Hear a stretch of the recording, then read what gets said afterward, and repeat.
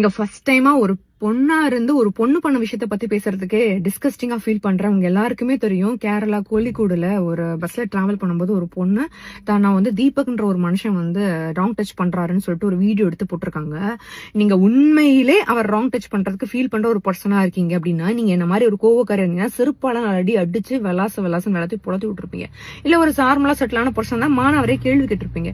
இல்ல இதெல்லாம் பயந்த சுபாவமா இருக்க பர்சனா பக்கத்துல இருக்க ஒருத்தவங்க சொல்லி உங்களுக்கு நடந்த விஷயத்த நடக்க விடாம பண்ணலாம். இல்ல சோசியல் அவேர்னஸ் இருக்க பொண்ணா இருந்தா உங்களோட போனை மத்தவங்க கையில கொடுத்துட்டு அதனால என்ன ராங் டச் பண்றான், அதை நான் வீடியோ எடுக்க போறேன், அதனால அடிக்க போறேன், திட்ட போறேன், வீடியோ எடுத்து போஸ்ட் போட்டு இந்த மாதிரி பண்ற மத்தவங்களுக்கு பெரிய முன்னுதாரணமா இருக்க போறேன் நீங்க சொன்னா கரெக்ட். அந்த போஸ்ட பாருங்க, நீங்க அந்த வீடியோல பாருங்க.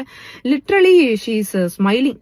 அவர் வந்து தப்பா அவங்கள வந்து ராங் டச் பண்றாரு. அந்த பொண்ணு அந்த டைம்ல ஸ்மைல் பண்ணது லிட்டரலி ஷீ இஸ் டேக்கிங் அப்படி ரொம்ப சில்லா ஒரு டிராவல் விளாக் எடுக்கிற மாதிரி தான் இருக்கு. அப்பயே தெரியுது இந்த நாய் எதுக்காக அந்த வீடியோ எடுத்திருக்கேன். அந்த ஜென்மம் ஒரு லைக்குக்காகவும் ஒரு ஷேருக்காகவும் இந்த விஷயத்த பண்ணிருக்குன்றது ஓப்பனா தெரியுது. எங்க நான் ஒரே ஒரு விஷயம் சொல்றேன். இன்னைக்கு அந்த பொண்ணு போட்ட வீடியோவுக்காக நீங்க 2 மில்லியன் லைக்ஸ் ஷேர்ஸ் கொடுத்து ஃபாலோவர்ஸ் கொடுத்து நீங்க பண்ண தப்பான ஒரு விஷயத்தினால அந்த பொண்ணுக்கு நீங்க யார் யார் ஆதரவு கொடுத்தீங்களோ நீங்க எல்லாருமே தீபக் அவரோட சாவுக்கு ஒரு காரணம் தான் நான் சொல்லுவேன். தயவு செஞ்சு இனிமே இந்த மாதிரி ஜென்மங்களை நீங்க ஊக்குவிக்காதீங்க. ஆபாச வீடியோ போட்டாலும் நீங்க சப்போர்ட் பண்றீங்க, அரைகுறை ட்ரெஸ் போட்டு வந்தாலும் சப்போர்ட் பண்றீங்க, நல்லா பேசினாலும் சப்போர்ட் பண்றீங்க. இப்ப எங்களை மாதிரி ஆளுகள்லாம் வந்து வளர்றதே உங்களாலதான். அது ரொம்ப பெரிய சந்தோஷம். ஆனா ஒருத்தவங்க ஒரு வீடியோ நம்ம போஸ்ட் போடுறதுக்கு முன்னாடியோ இல்ல போஸ்ட் போடுறதுக்கு நம்ம லைக் கமெண்ட் கொடுக்கறதுக்கு முன்னாடியோ தயவு செஞ்சு யோசிச்சுட்டு பண்ணுங்க. ஏன்னா இன்னைக்கு சோசியல் மீடியா ஒருத்தவங்களோட உயிரோட விளையாட ஆரம்பிச்சிருச்சு. தீபக் அம்மா அப்பாவோட இறுதி சடங்குல கதறத நீங்க பாத்தீங்கன்னா நீங்க எவ்வளவு பெரிய கல்லஞ்சக்காரங்க உருகிடுவீங்க. அந்த மாதிரி இருக்கு.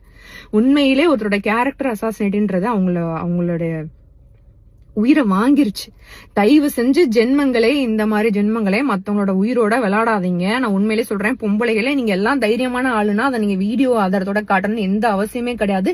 நீங்க இருக்கிற இடத்துல ஒரு தப்பு நடக்குது அப்படின்னா நீங்க அடிச்சு தூக்கி போட்டு தம்சம் பண்ணிட்டு போயிட்டே இருக்கணும். அதுதான் உண்மையான பொம்பளைக்கான அடையாளம். இனிமே அந்த மாதிரி இருக்க ட்ரை பண்ணுங்க. மத்தவங்க உயிரோட விளையாடாதீங்க. இந்த மாதிரி ஜென்மங்களுக்கு தயவு செஞ்சு சப்போர்ட் பண்றத தயவு செஞ்சு நிப்பாட்டுங்க.